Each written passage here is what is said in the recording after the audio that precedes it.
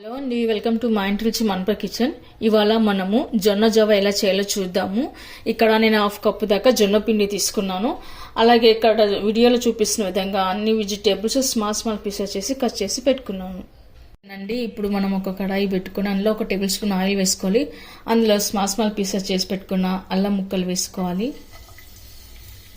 అలాగే ఇప్పుడు కొద్దిగా జీలకర్ర కూడా వేసుకోవాలి. ఆనియన్ వేసుకున్న తర్వాత స్మాల్ పీసెస్ చేసుకున్న పచ్చిమిర్చి వేసుకోవాలి. ఆ తర్వాత కరివేపాకు ఇలా స్మాల్ పీసెస్ చేసి వేసుకోవాలి. బీన్స్,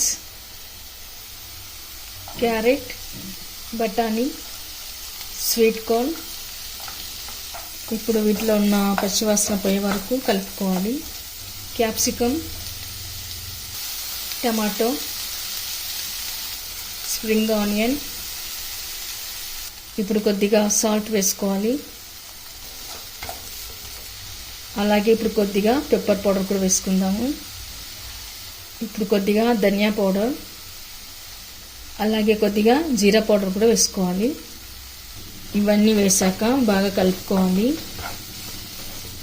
ఆ తర్వాత మనము సూపుకు తగినంతగా వాటర్ వేసుకోవాలి.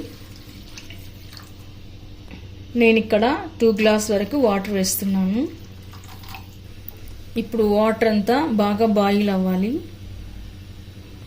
ఈలోగా మనము జొన్న పిండిలో కొద్దిగా వాటర్ వేసుకొని జారుడు పిండిలా చేసుకొని పెట్టుకోవాలి.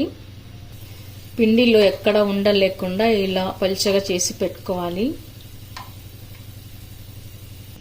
వాటర్ అంతా ఇలా బాయిల్ అవ్వాలి.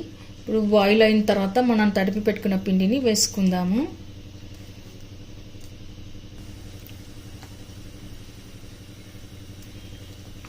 ఈ రైనీ సీజన్లో జొన్న జావ కనుక తాగితే హెల్త్కి చాలా మంచిదండి. చాలా వేడివేడిగా, చాలా టేస్ట్గా, చాలా బాగుంటుంది.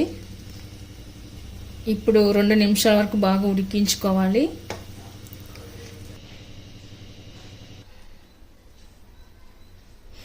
ఓకే అండి, జొన్న జావ రెడీ అయిపోయింది. ఇప్పుడు మనం సర్వింగ్ బౌల్లోకి తీసుకుందాము.